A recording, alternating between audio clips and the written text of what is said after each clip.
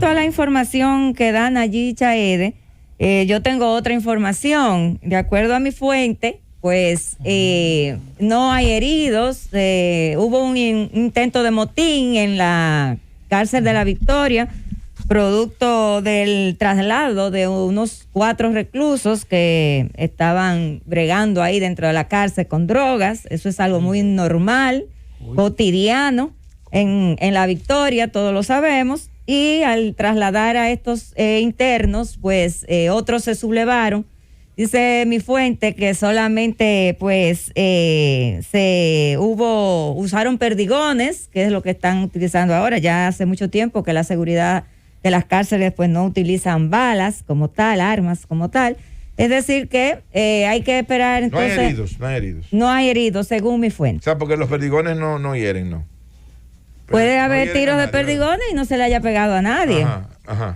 Pero ese es otro. Ahora se encuentra en el área médica y ya están llegando los heridos de bala, heridos de perdigones, están llegando aquí al área médica. Ya usted sabe.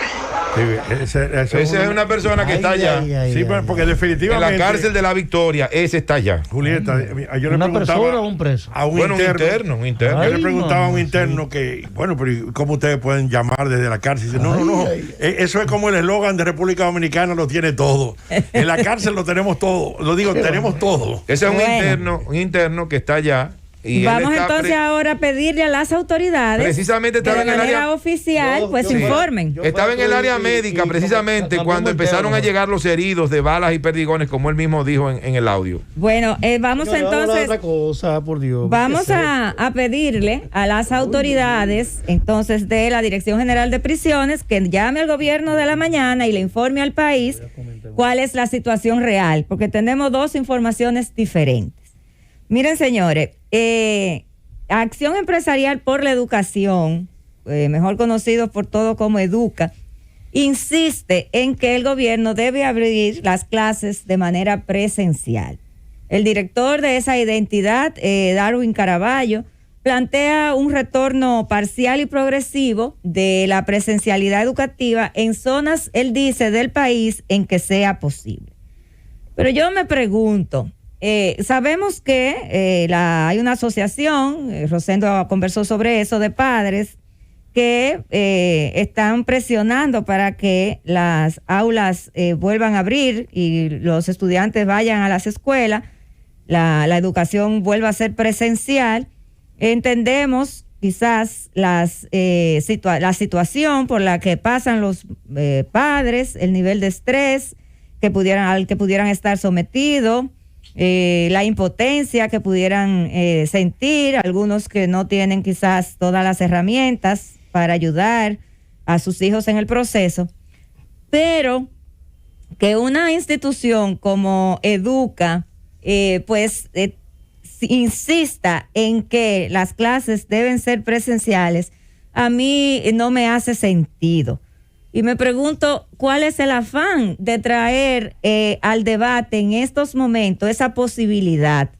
Porque, señores, las clases apenas iniciaron a principio de mes. Estamos hablando que este modelo educativo tiene apenas 3 semanas. ¿Por qué entonces la insistencia? El Estado ha hecho ingentes esfuerzos y ha invertido importantes recursos para montar un año escolar que apenas comienza. Entonces hay que dejar que este año se desarrolle, sobre todo porque estamos ya al final del año prácticamente 2020. ¿Cuántos días de clases quedan? El año que viene ya hay que ver qué panorama hay en términos de salud pública. Se tiene expectativas de que en el primer trimestre, para final del primer trimestre del año que viene, la República Dominicana pudiera tener acceso a la vacuna. Entonces, vamos a dejar que este año se desarrolle, que en los días que siguen, en los meses que siguen, se sigan haciendo los ajustes correspondientes.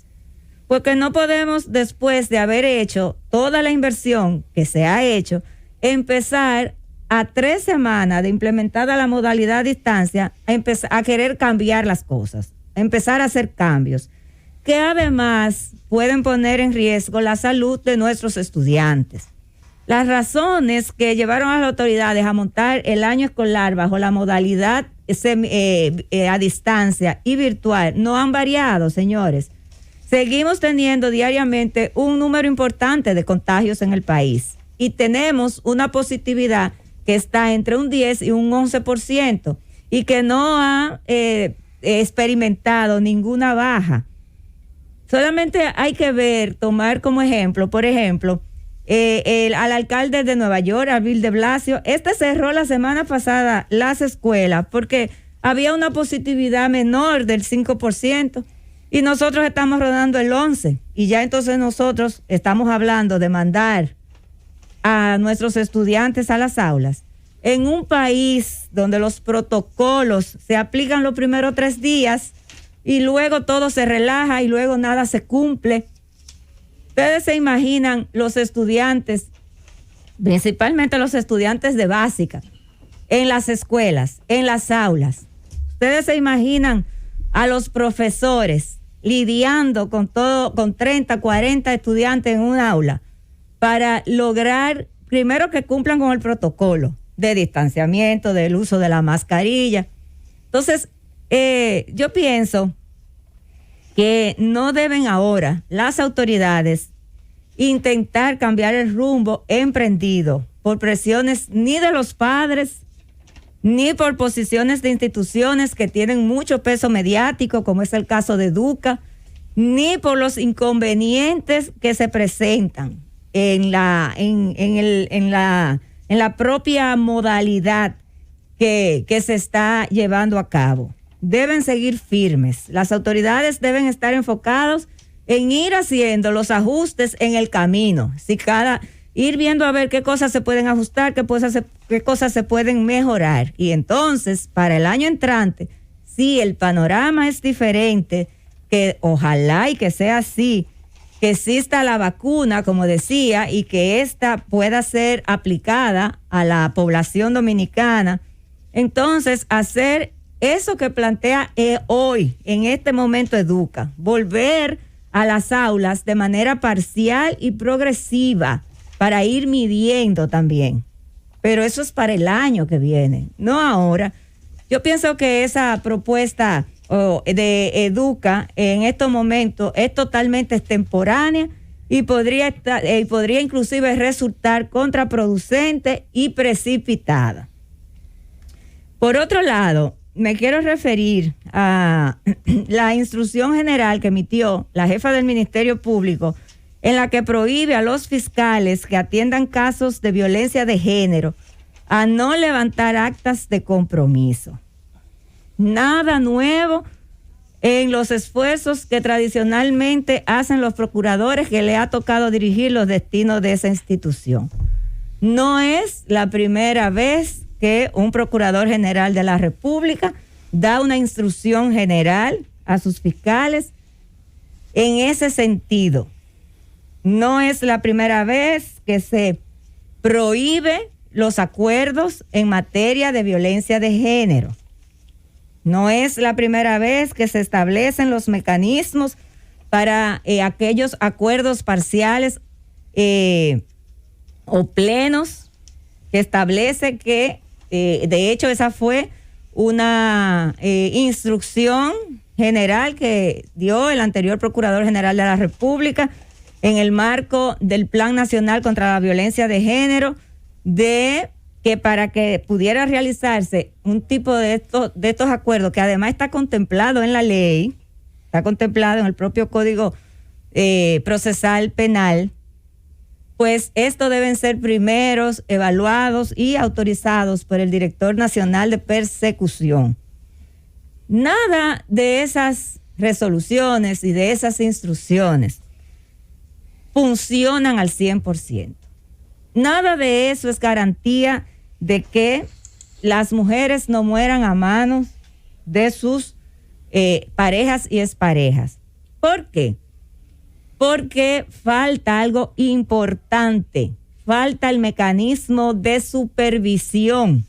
Señores, estamos hablando que muy bien, del despacho del procurador o de la Procuradora General de la República se emite una instrucción general a los fiscales que están diseminados por todo el país, tomando decisiones en base también a la ley que dice que pues el Ministerio Público tiene autonomía de actuación en los casos que llegan a sus manos, y desde sede central no existe un mecanismo efectivo y eficaz que asegure que esa instrucción general que se dio se cumpla.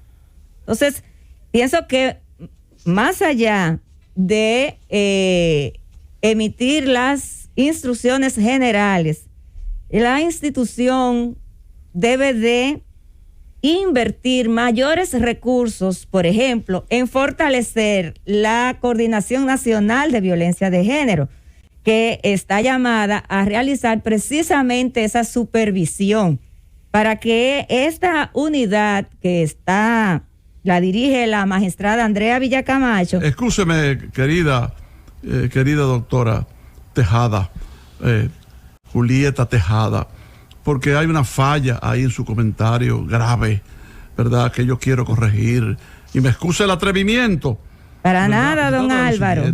Al que mata a una mujer, en este caso, y una familia entera, como que el otro día su compañera no quiso reunirse con él, la mató a ella y mató a toda la familia. Dejó la casa vacía, lo mató a todo. Entonces, que se debe instrumentar para que esas personas sean condecoradas con la orden de Duarte Sánchez Mella, ¿verdad? Y Núñez de Cáceres. Además se le asigne una pensión en dólares, un carro con chofer, un sargento, un teniente con ametralladora que lo cuide, ¿verdad? A esa persona se le dé un pasaporte con visa para el mundo entero y se le proteja, como han sugerido algunos, ¿verdad? A los que no les ha dolido 5 muertos de una familia, ¿verdad? Incluyendo eso a lo que usted está refiriendo del feminicidio, 5 muertos de una familia, ¿verdad? Y sin embargo, ¿verdad? Hay individuos, hay gente, hay individuos e individuas, ¿verdad? Que están hablando prácticamente a favor de estos crímenes, carajo. Gracias, don Álvaro, por sus siempre importantes aportes. Entonces, yo decía que realmente existe la Dirección Nacional de Violencia de Género, que tiene sus funciones, están dadas precisamente para supervisar que ese tipo de instrucciones generales que emanan del despacho del procurador sean ejecutadas, se lleven a cabo. Entonces, pero en una dirección como esa que tiene jurisdicción nacional necesita recursos desde personal hasta recursos materiales, llámese vehículos, en fin, logística. Necesita tener toda la logística que se necesita para que entonces se pueda hacer la supervisión correspondiente y garantizar que esos tipos de instrucciones generales se cumplan, porque si no, vamos a seguir en lo mismo. En esa instrucción general de la señora Procuradora General de la República no hay nada nuevo que no se haya dicho anteriormente en otras instrucciones generales dadas por otros procuradores, pero históricamente, no solamente por el anterior, sino por el anterior del anterior. Y todos recordarán, por ejemplo, el caso de Anibel en San Pedro de Macorís, todos recordarán el caso de Juana, también en San Pedro de Macorís, y pudieron esas instrucciones evitar esas muertes. No.